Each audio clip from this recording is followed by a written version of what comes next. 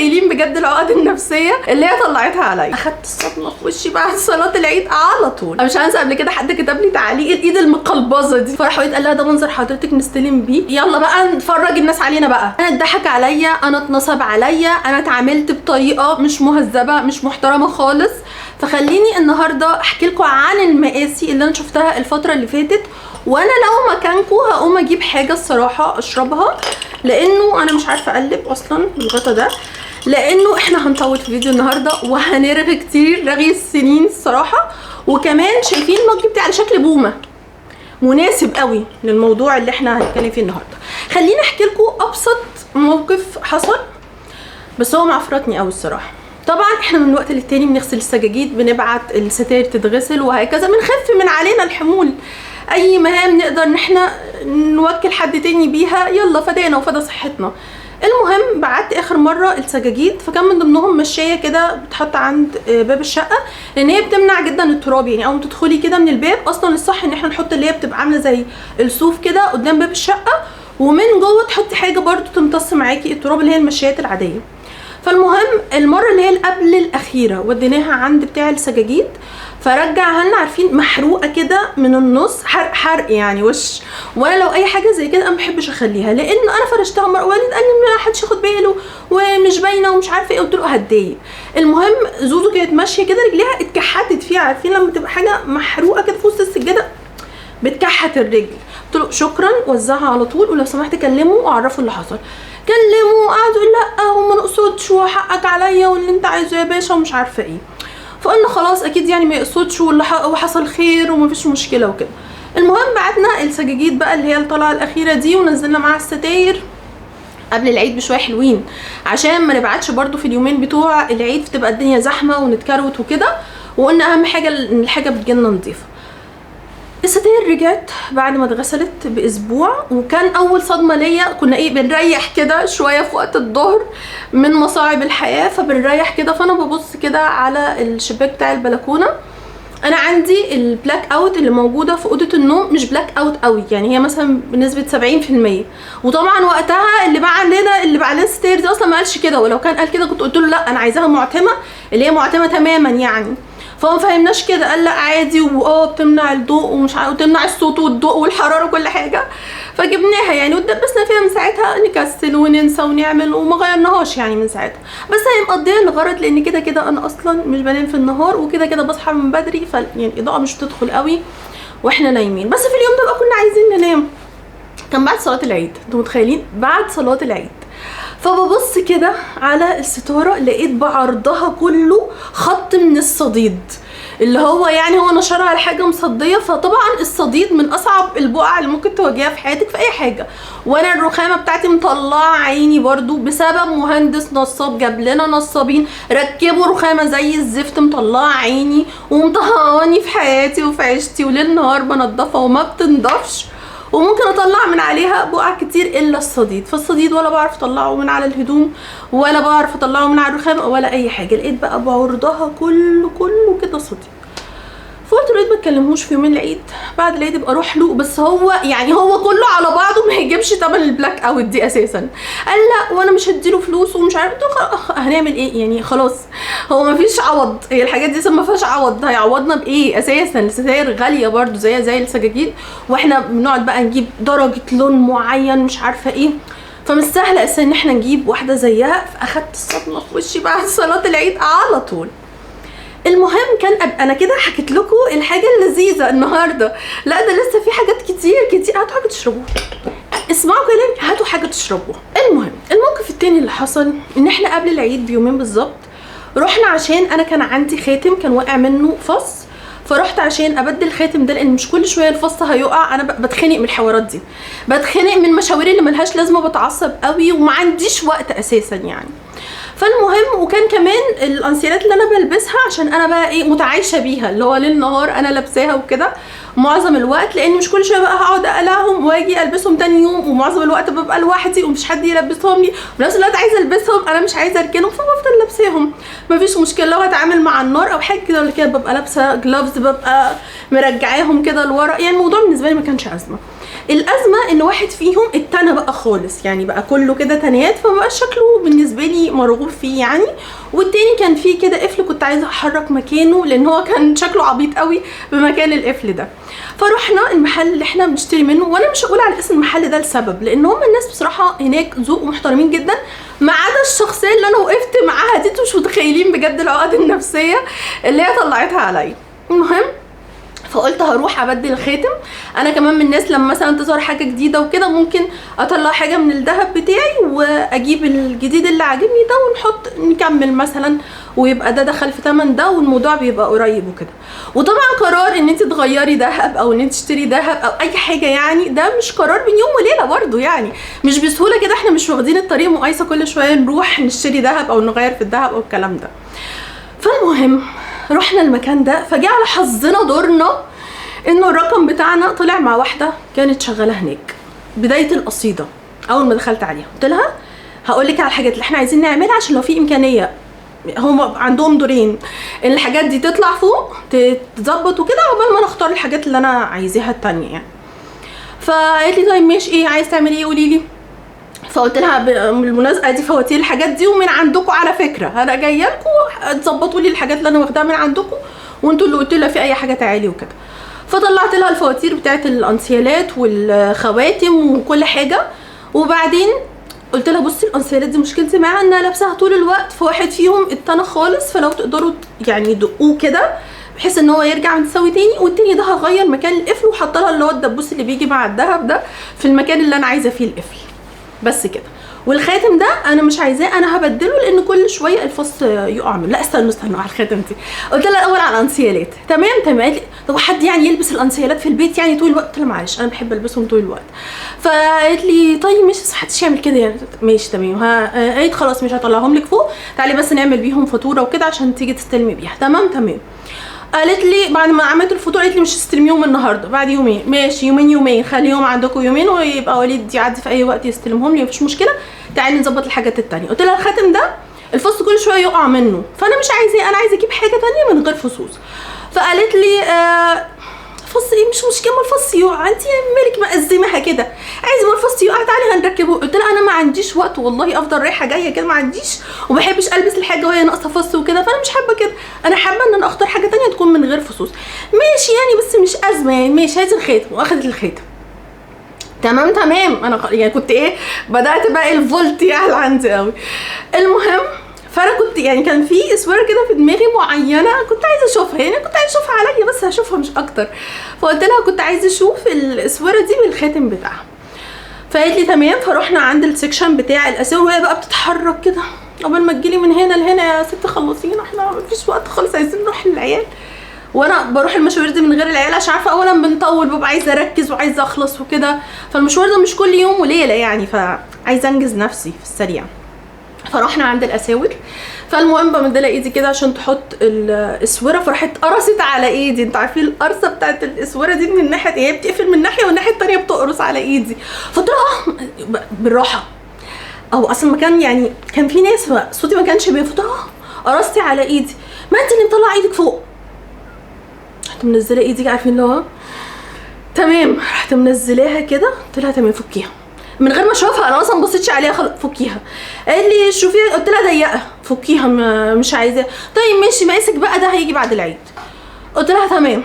المهم قلنا طيب دلوقتي عايزين نشوف خاتم بدل الخاتم التاني، وكان في بقى انسيالات تانية رفيعه كده برده كنت عايزه ابص عليها عشان كنت شفت واحده اجنبيه كان عاجبني قوي شكلهم في ايديها. واحنا بقى عبال ما دورنا جه فلقيت الستايل بالظبط اللي انا عايزاه. فريد قال لي مش هتبصي هنا على الانسيالات. قلت له مش هبص على حاجه، انا كل اللي عايزه اعمله دلوقتي ان انا ابدل الخاتم وخلاص، عشان انا مش هروح بالخاتم اللي من غير فص ده. خلاص لو كنت اتخنقت وخلاص اتحسب عليا مشوار واتحسبت عليا نزوله فانا لازم اخلص. فقلت لها عايزه ابص على خواتم كذا كذا من غير فصوص. لا قبليها لقيت الاسوره زيها بالظبط بس بفصوص. قالت لي طب ما تاخدي من فصوص. قلت لها ما قلت لحضرتك انا ما بحبش الفصوص ومش عايزه فصوص. ازمها قوي. تمام وريني الخواتم يلا. ورحت مشيت سبتها ومشيت على امل ان اي حد ينجدني، اي حد يا جماعه يجي يقف معايا غيرها. المهم رحت الناحيه الثانيه عند الخواتم، فببص كده بتاع بتطلع لي بقى ايه يعني كانها بتطلع من لحمها الخواتم. المهم طلعت لي فقست كذا حاجه مش بيدخلوا، فانا مش عارفه اشوف المنظر، انا مش عارفه. فين وفين لما لقيت واحد عجبني اللي هو شكل الضفيره ده فقلت لها خلاص تمام ده، بس انا بلبس سايز معين. على فكره من ضمن الاسباب اللي انا عايزه اخسلها ان انا في اي سفريه في اي وقت تلاقوا كده اطرافي بتتخن قوي، يعني تلاقوا رجلي كده نفخت كده مش عارفه اقف عليها، وتلاقوا ايدي كده بقت مقلبظه. مش هنسى قبل كده حد كتب لي تعليق الايد المقلبظه دي، ايدي مقلبظه فعلا. فانا مفيش خاتم بجيبه يجي مقاسي تماما خالص. ساعه ما خسيت من فتره قريبه قلت لسه كل الخواتم دي هضيقها تاني، يلا مش مشكله، لان انا اي خاتم بجيبه لازم بوسعه. فقلت لها تمام ده حلو، بس انا محتاجه ان انا اوسعه درجتين. هو تقريبا كان 19 او 20، قلت لها عايزه اخليه 22 عشان انا عايزه البسه في صباع. ما تلبسي هنا يا ستي، انا عايزه البسه هنا. ايه ده في ايه؟ قلت لها انا عايزه البسه هنا فانت وسعهولي. طيب مش خدي قيسي كده نتاكد بس من المقاس. مطلعه لي رقم 23 او 24 في اللي هي بتاع الحديد اللي بتقيس دي. قلت لها حضرتك مش ده، انا بقول لك طلعي لي 22 عشان نتاكد من هو ده المقاس، لان انا عارفه انا خبره في الموضوع ده. انا عارفه لما بنوسع الخاتم خلاص احنا ما ينفعش نرجعه، خلاص بيبقى لازم ناخده، فعشان ما يلعبوش فيه على الفاضي. فخلاص انا عايزه سايز معين. فالمهم قلت لها انا بقول لحضرتك مقاس 22. ما انا مطلعه لك اهو 22، هي اصلا كانت مطلعه لي 24 او 23. قلت لها انا عايزه انا عارفه مقاس صوابعي، انا عايزه 22. حد بيوسع الخواتم قوي كده؟ راحوا يقول لا معلش هي صوابعها تخينه شويه بنوسعها، هو عايز يعدي الليله وانا مش عارفه اعدي. يعني انا بحاول ازق في اليوم عشان نخلص، مش عايزه الفقره دي تخلص. المهم فين وفين لما طيب تمام ماشي، وراحت اخدته مننا وكتبنا المقاس وتمام، وقالت هنحاسب بقى بعد ما يعني نزود الذهب، لان انا ما بندقش على الخاتم، بزوده ذهب عشان ما يبقاش من هنا سهل ان هو يتقطم مع الاستخدام وكده. لو هم دقوا عشان يوسعوه، اولا مش بيوسع مظبوط للدرجه اللي انت عايزاها، وكمان بيبقى من هنا بقى ضعيف وممكن يتقطم. فعلى احنا بنزوده دهب مش مشكله ندفع الفرق. فهي ما كانتش عايزه تحسبه غير لما يتزود الاول ويتوسع. نزلت لنا الخاتم من فوق، اتفضلي تمام. ايه ده؟ الفينش ده حضر، المنظر ده عارفين هو لو ملعوب فيه يدويا كده مكعبله ببعض مش هيجي لي بالمنظر ده. فراحوا قال لها ده منظر حضرتك نستلم بيه. ماله اهو في ايه؟ ما فيهوش حاجه اهو، ما هو طبيعي يعني انتوا هتجيبوا الفينش بتاع المصانع زي الفينش بتاع عامل شغال على ايده. فقلنا لها لا معلش مش هنستلمه بالمنظر ده، يعني توسع كويس وزودي دهب زي ما انت عايزه، المهم يجي لي المنظر مظبوط. طيب تمام. ورحنا وقعدنا ننتظر تاني، وبعدين في الاخر جابوا لنا يعني مش احسن حاجه، بس اهو هنعدي الدنيا هنعمل ايه. المهم وانا قاعده مستنيه فرج ربنا وان الخاتم ينزل من فوق بعد ما يتوسع، لقيتها كانت بتتكلم مع الشخص اللي جابها وتقول لسه 4 ساعات على الفطار، واللي هو يعني جابت اخرها. حلو، انت ممكن تكوني جايبه اخرك من الصيام، ممكن تكوني جايبه اخرك من الشغل، ممكن تكوني جايبه اخرك من الحياه من الدنيا من الناس اللي انت بتتعاملي معاها ملهاش ذنب في الكلام ده كله خالص. في حياتي الحمد لله عمر ما حد كلمني وجيت مثلا اعتذرت له بعدين انا اتكلمت معاه بطريقه وحشه في شغلي، يعني اتكلمت معاه بطريقه وحشه عشان انا مضغوطه، عشان انا عندي بلاوي في حياتي، عشان انا عندي مشاكل، عشان انا متضايقه، عشان انا مخنوقه، عشان عندي حاله وفاه، عشان انا فيا اللي مكفيني. الناس ملهاش ذنب. انا حتى لو اتعاملت مع حد وما عملتلوش احسن شغل او زي توقعاته، دايما بيشكروني في حته الالتزام. انا ناس بتبعت لي احنا عمرنا ما اشتغلنا مع حد ملتزم كده زيك، احنا عمرنا ما اتعاملنا مع حد ذوق كده في الكلام زيك. لازم لسان الواحد يبقى حلو خاصه في الشغل. فممكن ما اعملهوش شغل حلو قوي بس يبقى مبسوط بالتجربه نفسها، ان انا التزمت معاه، ان انا كنت بتكلم كويس، انه الدنيا كانت ماشيه، رغم ان انا تقريبا معظم الوقت ببقى شايله الهم، ببقى فيا اللي مكفيني، بيبقى فيه وفيه، ورغم كده ما يطلعش على الناس. الصيام بيضيق خلقك، الحياه بتضيق خلقك، العيال مش ملاحقه منهم، ما يخصش اي حد في الدنيا غيرك. مش ذنب الناس في المشاكل والصراعات اللي انت بتعدي بيها. افرض انا دلوقتي مش واحده عاديه عادي رايحه اللي هو يعني ركزت عليا والله، يعني انا كنت فرحانه جدا بيه، عارفين قفله سودا قفله يعني، لانه كان قبل العيد وكنت فرحانه ان انا هغير وكده والفرق كان بسيط، بس هي قفلتني قفله. قعدت طول اليوم ايه ده، ايه الناس دي، ايه الخنقه دي، بيتعاملوا ازاي كده وليه بيتعاملوا كده؟ اللي هو كنت خلاص بجد انا كان ممكن افقد اعصابي، يلا بقى نفرج الناس علينا بقى. بس انا شايفه عرايس وناس بتزغرط وحاجات وكان الناس فرحانه. فتخيلوا ان هي يعني كل كلمه ليها رد، كل كلمه فيها اعتراض، كل حاجه لا هي اللي فاهمه وانا اللي مأزماها وانا اللي وحشه وانا اللي كخه وهي تمام. انت مالك؟ انا جايه لك اشتري حاجه معينه، انا دماغي كده، انت مش هتقعدي بقى تربيني تقولي لا ما تلبسهمش في البيت، لا اصل الخاتم مش عارفه بيتوسع ايه، لا اصل مش هنعمل ايه ده ايه ده ايه ده. ده كان كل كلمه برد، حرفيا كل كلمه برد. هي فين وفين لما اخد بالها طب خلاص شوفي اللي انت عايزاه ومش عارفه. انت لسه واخده بالك؟ يا ده احنا بعيد قوي. يعني هي فين وفين اما فاقت ان هي طريقتها مش مقبوله. ووليد مش عايزني امشي زعلانه، مش عايزني امشي من غير ما بدل الخاتم في النهايه. يعني سيبنا الانسير كمان الخاتم وبعد بكره العيد، فعلى ايه؟ فبجد قفلتني من الحياه. فايا كان ما فيش حد بجد ما عندوش مشاكل، مفيش حد ما عندهوش خلاف مع حد، بس الناس في الشغل ما يستحملوناش. اللي يستحملنا الاصحاب، الناس القريبه، باباكي، مامتك، اخواتك، حبايبك، نسايبك، يستحملونا في كل حالاتنا. مش هنفضل طول الوقت يعني لساننا حلو بقى وماسكين اعصابنا. لكن في الشغل الناس ملهاش اي علاقه خالص بكل اللي انت بتمري بيه. فاول شخص بتاع السجاجيد وكده عدم امانه غير طبيعي وبوظ لنا حاجات بألوفات، الله يعوض علينا. انا مش عارفه الصراحه هنتصرف ازاي. بدعي عليه، شوفوا بقى يعني بتشتغلي مع حد او تتعاملي مع حد تخليه يفضل يدعي عليكي على الحاجه، لان الحاجه بتبقي لابساها انت في وشك. فاهمين؟ انا الرخامه كل ما اشوفها حسبي الله ونعم الوكيل، ان شاء الله ربنا يجيب لي حق، ان شاء الله ربنا يجحمه دنيا واخره. تخيلوا لما تكون دي دعوتك عشان انت يعني بتتصبحي وتتمسي على حاجه مضايقاكي في حياتك. فاول واحد غش وعدم امانه ومحافظوش على الحاجه ورجعوه مبهدله وما فيش عوض اصلا ليها. الموقف التاني زي ما شفتوا الاسلوب راقي جدا لدرجه الواحد مش قادر يستحملها، نفسه جزت من كتر ما هي كانت ضايعه. الموقف التالت مع بيج اسمها ياسمينز بيوتي بار. جبت انا اوردرات، مش اوردرات قبل العيد، وكل ما اجيب حاجه اجمعها هنا. عشان ايه؟ عشان نعمل فيديو بقى مشتريات ودلع، فرحانه بالحاجه. فكل ما جبتهم طبعا من اماكن مختلفه، فكل ما اجيب حاجه اطلعها من البوكس بتاعها او الكيس بتاعها واحطها جنب اخواتها لحد ما ان شاء الله ربنا يفرجها وتجيلي فرصه واصور المنتجات دي. كان من ضمنهم السيرم ده بتاع الرموش. فالمهم انا كان بقالي فتره مش بتعامل مع ياسمينز بيوتي بار، لانه قبل كده واحده صاحبتي قالت لي ان هي اسعارها غاليه عن اي حد تاني، فليه انت ممكن وكنت ساعتها بقى طالبه اوردر، قلت لها ينفع الغي دلوقتي الاوردر ده؟ قبل ما يوصل لي كان فرق حوالي 500 جنيه في حاجه واحده، كان بيرفيوم باين او حاجه كده. يعني كمان ضحك عليا وفي الاخر البرفيوم طلع وحش وكمان اتدبست فيه. فقلت لها خلاص يعني عشان نفسي في البرفيوم ده الصراحه مش هكنسل الاوردر المره دي، بس بعد كده مش هتعامل معاه تاني. فكان بقالي فتره مش بتعامل معاه. بس انا كنت عايزه حاجه للرموش والحواجب حتى من باب العنايه، مش لازم تكثيف اوفر. يعني انتوا عارفين انا بحاول اكثف حواجبي الفتره دي، بس مش لازم تكثيف اوفر. بس انا عايزه حاجه ابقى بهتم برموشي وكده، عشان كمان مع الميك اب والماسكارا والحاجات دي الرموش تضعف، وليه يعني نحافظ عليها على قد ما نقدر حتى لو من ناحيه تانية بتحطي ميك اب. فطلبت اوردرات كتير وكان من ضمنهم الاوردر ده. فاول ما طلبت الاوردر لقيتهم بيبعتوا لي على الواتساب ان لازم تحولي 100 جنيه ديبوزيت عشان نشحن لك الاوردر. النظام اللي اتغير ده قبل كده ما كانش فيه كده اصلا. قلت مفيش مشكله، يلا نبعت ال 100 جنيه خليها تشحن يلحق يوصل لي قبل العيد.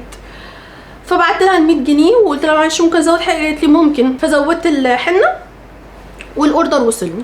الاوردر وصلني كان بالليل، فانا اخدته طلعته من الشنطه عشان احطه فين؟ في البوكس بتاع المنتجات اللي انا عايزه اجمعها مع بعضيها عشان اعمل لكم بيها فيديو المشتريات. فالمهم طلعته وبعدين قلت خلاص انا هبتدي استخدمه، ولحد ما اجي اعمل لكم الفيديو ابقى انا برضو بهتم بنفسي اقول لكم ان انا بجربه مش هفضل ركناه. لما مثلا لو انا جايبه سيرم او حاجه وعندي واحد فاتحاه مش بفتح بقى الجديد، بس انا لما اللي عندي يخلص بعد كده افتح الجديد، بس ببقى خلاص اشتريته والدنيا تمام، بس بخليه عندي كده لحد ما اللي عندي يعني يخلص عشان ما افتحش المنتجات كلها مره واحده. فالمهم عندي على التسريحه كنت حاطه البوكس ده ورحت حطيت فيه الماسكارا والحنه. جيت على بالليل، انا بستنى الفقره بتاعت السكين كير دي بالليل لما العيال يناموا ادخل كده على رواقه لو ما عرفتش اخطفها وهم صاحيين، فبستنى بقى بالليل وبيبقى نور بقى السهاري هو اللي شغله كده.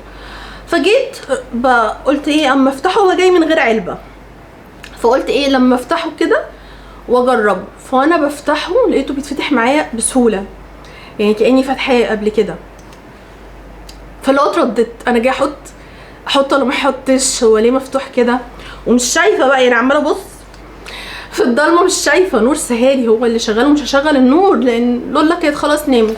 فقلت لا خلاص تمام، يعني انا اصلا اتعاملت معاهم قبل كده كتير واشتريت منهم حاجات ما كانش فيها اي مشكله خالص، فمش تيجي على ده، حتى لو في مشكله انا هبعت لهم وهتتحل، يعني مش قضيه. فحطيته، عارفين كانوا بتحطوا اللينسز وبعدين تحرقوا شويه بقى كده تهدى، هو عمل معايا كده بالظبط، بس الموضوع ما اخدش ثواني. وبعدين حطيته، ما حطوش بقى من اول الجذور، لا انا حطيته كده ايه بجرب كده بشوف الدنيا ايه يعني. فالمهم حطيته وبعدين لقيت عينيا حرقتني كده شويه، بعدين راح الحرقان ده. وبعدين قعدت ساعه او ساعه ونص ودخلت نمت. قلت خلاص يمكن هو ما فيهوش مشكله او اي حاجه. صحيت الصبح لقيت عينيا حرقاني وجعاني وحمرا، فقلت ايه مفيش غيره، هو ده اللي جديد على روتيني. رحت بصيت على البوكس بتاع اللي انا حاطاه على التسريحه يعني وطلعته منه، لقيت انه الستيكر اللي عليه مفتوح بقطر. انا لو فاتحاه بنفسي كده، انا لو فاتحاه كده اهو، الستيكر ده مش هيبقى مفتوح بقطر كده، هيبقى معمول كانه عارفين متاخد كده، يعني مش هيفتح معايا بالسهوله دي. فانا ما قطعتوش القطعه دي، انا اخدته من الشنطه وحطيته في البوكس على التسريحه. فهو جاي لي ايه، هو جاي لي مفتوح. استنيت على الساعه 10 11 كده الصبح وقلت ايه لما ابعت لهم، بعت لها قلت لها في كذا كذا، وانا بقول لك اهو انه اعملي لي طلب استرجاع للمنتج ده لانه اصلا جاي لي من غير علبه وجاي لي مفتوح، الستيكر اللي عليه مقطوع. وانا عارفه ان ممكن تكون شركات الشحن وقفت عشان احنا قبل العيد، مش مشكله هستناكم بعد العيد تيجوا تاخدوه. ده ب 400 جنيه، انا اصلا ما اعرفش هو كان سعره كام وبقى بكام عشان هاجيلكم دلوقتي في القناه. فلقيتها بتقول لي لا يا فندم هو اصلا بيجي من غير علبه. قلت لها ما انا توقعت كده برضو ان هو هيجي من غير علبه، بس حتى لو هيجي لي من غير علبه هيجي مقفول مش هيجي مقطوع بستيكر. فقلت لا اصل هو مش سيلد، دي الحاجات اللي بتبقى سيلد سواء منتج او بيجيلك في كرتونه او بيجيلك على بعضه بيبقى عارفين اللي هو متغلف كده. فهو لو مش بالمنظر ده هيجيلك بالمنظر ده اللي هو الستيكر الصغير اللي بيبقى محطوط. فانت لو هتشديه هتقطعيه بقطر، انت اللي هتبقي بتفتحي اول فتحه دي بايديكي. ليه؟ لان الحاجات دي مثلا يقولك صلاحيتها لحد 2029 تمام، بس صلاحيتها من اول ما تفتحيها 9 شهور او 12 شهر. فانا ده جاي لي مفتوح، انا ايش عرفني هو مفتوح من امتى؟ مفتوح من شهر، من شهرين، من سنه؟ انا ايش عرفني ان ما كانش حد استخدمه قبلي؟ ما هو الموضوع بقى فيه غش، مفيش امانه في الموضوع. انا ايه اللي يضمن لي اي حاجه؟ انا ايه اللي يضمن لي ان هم ما خدوش السيرم اصلا اللي كان موجود جواه وبدلوه حطوا فيه اي حاجه تانية، حطوا فيه ميه نار؟ انا ايه اللي يضمن لي؟ انا اعرف منين؟ الحاجه جايه مفتوحه.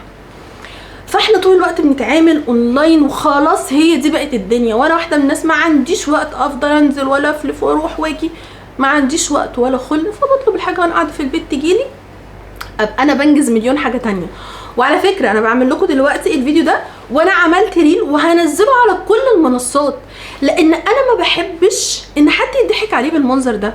وانا بطلب الاوردرات زيكم بالظبط، ما بيبقوش عارفين انا مين، قليلين قوي اللي بياخدوا بالهم من الاسم وكده، لكن انا بطلب من ايميل تاني خالص وبحط البيانات عادي، وحتى بكتب مريم سيد اللي هو اسمي الثنائي، مش اسم الشهره يعني اللي هو مريم ساره او اسم العيله يعني، فبكتب اسمي عادي جدا. فلقيت بقى الاستاذه بتقول لي ايه، تقول لي هو اصلا بيجيش بعلبه. قلت لها ماشي، ما توقعت كده برضه، بس وما بيجيش سيلد كمان. قلت لها حتى لو مش سيلد على الاقل الستيكر ده مش هيبقى مفتوح بالطريقه دي. لا اصل لما بيبقى عندنا منتج فيه ديفو بننزل في ثمنه. قلت لها الديفو ده اللي اعرفه علبه مثلا تبقى متطبقه، ستيكر مخدوش، ده ديفو. لكن تجيبي لي منتج مفتوح وتقولي لي ديفو، ده مش ديفو، ده غش، ده اسمه غش وملهوش اي مسمى تاني. وانا كنت فاكره ان انا بتعامل مع بيدج كبيره او ويب سايت محترم او ناس يعني مش هتبص الاوردر ب 400 جنيه هعمل عليه حوار. انا حتى في الريل قلت كده ان هي لو رجعت في الشات ما بيننا هتلاقي الاوردر اللي قبليه على طول كان ب 2000 جنيه، وقبليها اي اوردر بتعمليه من على الويب سايت بيتسجل بالارقام. فانا كان بقالي سنه مثلا بطلب بألوفات، البوكس اللي معايا ده فيه منتجات بألوفات ب10 اضعاف ثمن السيروم ده. فانا مش هعمل حوار واحرق في دمي وارجع منتج ب 400 جنيه؟ هي قالت لي اصل لما يبقى المنتج للعينين وكده بنتعامل معاه بحذر عشان العين يعني ممكن تتحسس منه. قلت لها انت هتعرفين؟ هي بقى بتتكلم من حته تانية خالص، اللي هي اللي فاهمه كل حاجه وعارفه ومش عارفاني بقى ايه، فاكره ان انا مش عارفه الفرق ما بين الحاجه السيلد وما بين الحاجه اللي عليها ستيكر وما بين الحاجه اللي جايه لك متغلفه في علبه. هي فاكره بقى ان هي بتتعامل مع ناس سوري يعني ما بتفهمش، وهي الوحيده بقى اللي فاهمه وهتعرف تضحك عليهم وكده. قالت لي بنستخدمه بحذر. قلت لها انت هتعرفيني شغلي؟ انت هتعرفيني بجد شغلي؟ هي هتقول لي استخدمه ازاي؟ ده انا ياما، ده انا عيله فاضيه عندي من السيرامات بتاعه الرموش دي، ياما جربت حاجات ودي شغلانتي اصلا. ما بقول لها دي شغلانتي ما قلتلهاش برضه انا مين. انا بكلمها كل ده بصافي نيه خالص ومنتهى الاحترام، متوقعتش اصلا رد فعلهم. يعني انا بقول لها انا قبل كده اتعاملت معاكم كتير ولسه هتعامل معاكم تاني، بس ده ما يلزمنيش، معلش انا ما اضمنش وما امنش مين استخدمه قبلي، مين عمل فيه ايه. منتج جاي مفتوح خير ان شاء الله، اللي يخليني اقبله يعني؟ ما انا ممكن اقدر ارميه في الزباله. فانا ليه ممكن اعمل فيديو زي كده؟ انا ما بقبلش العوض. لو حد حاول يراضيني ما بتراضاش على فكره خالص، لان انا بحط نفسي مكانكم. انا دلوقتي هرجع حقي لو انا مثلا اي موقع نصب عليا او المنتج طلع مضروب او ايا كان وطلعت عملت عنه فيديو وقال لي امسحي الفيديو وهبعت لك فلوسك مثلا وهرضيكي، وحصلت كذا مره ويبعتوا لي حاجات 5 أضعاف مثلا الحاجه اصلا ان انا دفعت فلوسها، اقول لهم لا مش هقبل حاجه وما تبعتوش حاجه عشان انا مش هقبل حاجه. انا لو قبلت ان انا ارجع حقي هرجعه، بس هضيعكم انتوا. انا كده هضيع حقكم انتوا، لان انتوا هتتعاملوا زيكم في يوم من الايام وهيضحك عليكم وهيتنصب عليكم وهتقعدوا تتكلموا وممكن محدش يسمعكم اصلا، وحرام الناس تعبانه في الفلوس دي. فمن حق كل واحد يستمتع بالفلوس بتاعته.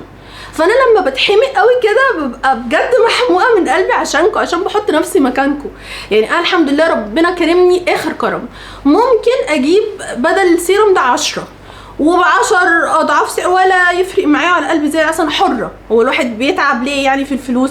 عشان يستمتع بيها. فانا ممكن اعمل كده، لكن ممكن للمره الثانيه بقولها والثالثه والعشره ممكن حد ما يكونش معاه غير ثمن المنتج ده. فانتوا ليه تستحلوا الفلوس كده وتغشوا الناس وتضحكوا عليهم وتنصبوا عليهم وكمان تتكلم بطريقه ما فيهاش اي نوع من انواع الذوق خالص؟ يعني هي عشان تطلعني انا غبيه ومش فاهمه حاجه، عشان بس ما تطلعش المنتج ان هو طالع لي من عندها في ديفو. واللي اكد كلامه سبحان الله، عارفين اللي هو يعني لما بيبقى ربك رايد بقى، لقيتها بعتالي صوره المنتج، هحطها لكم، انا حطيتها في ريل وهحطها دلوقتي تاني. لقيتها بعتالي في وسط الكلام كده صوره المنتج قبل ما تطلعهولي، او الاوردر كله بقى، الحنه والسيرم بتاع الرموش قبل ما تطلعهولي. هو اصلا باين في الصوره مفتوح، هو اصلا طالع من عندك مفتوح بقطر.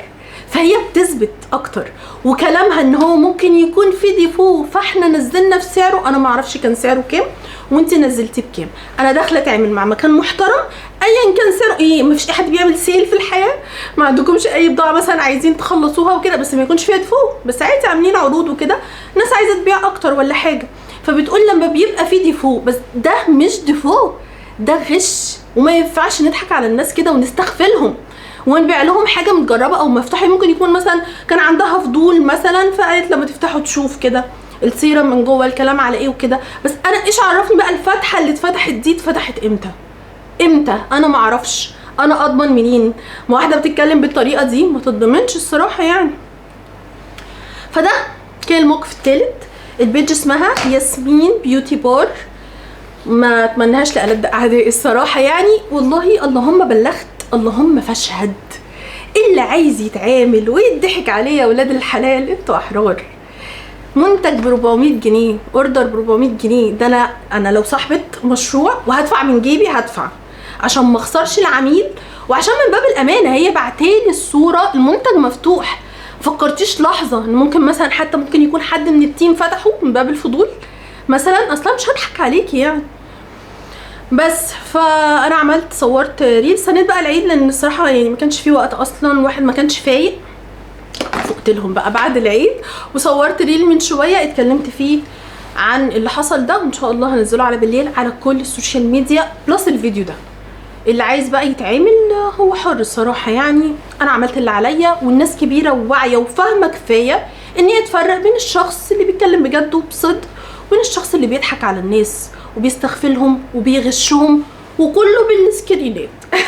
انا قبل كده لما اتكلمت عن بيج فلقيت بقى ايه في التعليقات، طبعا في ناس بقى بتهز بالهز، يعني تلاقوا في ناس معايا وفي ناس لا، بتبقى مثلا تبع البراند، او مثلا الناس اتعاملت ولقت معامله كويسه. يعني مش بفترض ان كل الناس بتدخل مثلا تشتم فيا او ان انا بقول كلام غير حقيقي ان هم ناس تبعهم، لا، ممكن يكون فعلا حد شاف معامله كويسه، لكن انا بتكلم عن تجربتي الشخصيه في النهايه، وبقول ما يرضي الله اللي بيحصل من باب الامانه. قطع الارزاق ده مش بالساهل، لكن الغش وان انا اسكت عليه وابقى في مكان اقدر اقول واقدر اتصرف فيه وانا ما استغلش ده، ابقى يعني ايه بقى، ابقى ما استاهلش المكان اللي انا فيه اصلا، او النعمه اللي ربنا اداني ان انا اكون شخص معروف يعني. فزي ما بنتكلم عن الحلو بنتكلم عن الوحش. فالمهم في مره من المرات كنت بتكلم يعني عن ناس وان هم برضو ضحكوا علينا ونصبوا علينا وكل الكلام ده كله، فلقيت بقى حد ايه من ضمن التعليقات اللي مكتوبه: مريم دي شخصيه مؤذيه، دي مريم دي خربت بيوت، حاجه كده يعني. انا قبل كده برضو اتكلمت عننا برضو وعابت فينا وفي شغلنا. ما انا عايزه اقول لحضرتك على حاجه، لو انت جيتي تحت ايدي انا تحديدا واتكلمت عنك وشايفه ان انا اذيتك في شغلك، اعرفي ان انت تستاهلي. انا محدش بيجي لي كده يعني عبثا زي ما بيقولوا، لا، هو ربنا بيوقعهم في طريقي، بيجيبهم لي لحد عندي عشان خاطركم انتوا. انا الحمد لله الحمد لله الحمد لله شبعانه، وربنا بيكرمني اخر كرم، واقدر اعوض بدل الحاجه اللي مثلا بخسر فلوسها دي بكتير، يعني اقدر اعوضها واقدر اجيب غيرها عادي. لكن بجد لما بطلع اتكلم بيبقى عشانكم، تبقى الناس دي فعلا تستاهل. يعني ممكن اصلا يكون ربنا استرهم كتير كتير قبل كده، بس يجوا بقى تحت ايدي وهم ولا يعرفوني ولا اعرفهم، ويحصل معايا الموقف ده، اعرفوا ان هم تاريخهم اسود، يعني اعرفوا ان هم بجد اذوا ناس قبل كده كتير. وربنا ان شاء الله يعني مش هيبارك للناس دي ابدا، ولا دنيا ولا اخره. يعني الشخص ما يكونش كده، يعني ما يأذيش الناس كده، يعني خاصة في اكل عيشهم. وادينا شايفين قد ايه الدنيا غاليه، بس كل واحد حر يصرف فلوسه في الحته اللي تريحه. لكن احنا مطلوب مننا ان احنا نتعامل بامانه وما نغشش حد وكده. حتى بصوا يعني ممكن تيجي على اتفه الاسباب، اتفه حاجه وربنا يفضح لك اللي قدامك، لانه المواقف هي اللي بتبين. انا ماليش انه مثلا ناس بتعامل معاهم والدنيا ماشيه تمام تمام ما بينا، على طول جه حصل موقف على الرغم من تفاهته وتفاهه ثمنه، الا انه شوفوا كشف ايه، شوفوا كشف ايه بجد. يعني انا كنت مستغربه اصلا هي بتتكلم كده، وبعدين لما لقيتها بقى بتتكلم كده والمفروض اصلا نستخدم السيرم بحذر، وبقول لها ده شغلي، بتقولي شغلك، عارفين شغلك، وعامله علامه الاستفهام دي. فلقيت الموضوع رايح في حته كده، لا ما بحبش ان حد يتكلم معايا بالطريقه دي خالص، ما بنزلش اصلا للمستوى ده من الحوار. ولقيت ان اصلا هقعد اخد ودي معاها في الكلام، وفي النهايه مش هنوصل لحاجه، هي يعني هي شايفه ان هي تمام.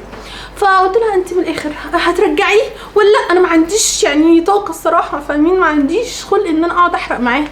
فقلت لها هترجعيه ولا لا؟ انا عايزه اجابه. قالت لي نو. عملت اللي عليا، انا حاولت احل والله. هي مش عايزه تحل، هي عايزه الفلوس اشبعي بيها، عايزه 400 جنيه بس. خدوا بالكم من نفسكم، من فلوسكم، من اوردراتكم، من حاجاتكم، وبحبكم وبعمل ده عشان خاطركم، وربنا شاهد عليا. وعمري ما اتبليت على حد ولا جيت على حد ولا قلت حاجه ما حصلتش. كل اللي انا بطلع اكلمكم عنه كاني مكانكم بالظبط، وبيحصل معايا بطلع احكيه زي ما بيحصل بالظبط، وكله بالسكرينات، ما بجيبش حاجه من عندي وما بفتريش على حد. فطالما هم جم تحت ايدي كده يبقى اكيد يستاهلوا الصراحه اللي يجرى لهم، وعمر ما ربنا هيبارك لهم. بس هم اصلا ما بيحطوش بقى ربنا والكلام ده في دماغهم يعني، فمش مشكله. لو على التعامل البشري خلاص بقى نعرف البشر هم ايه وبيتعاملوا ازاي وكده، عشان انتوا تاخدوا بالكم. حسابهم بقى على الله دي بعدين، يعني مش دلوقتي. بس دي كانت كل حاجه الفيديو النهارده. اتمنى ما اكونش صدعتكم او نكدت عليكم او حاجه، يعني كله بيعدي الحمد لله. لسه هحكي لكم على حاجه تاني برضو بس مش دلوقتي. يلا توحشوني قوي، سلام.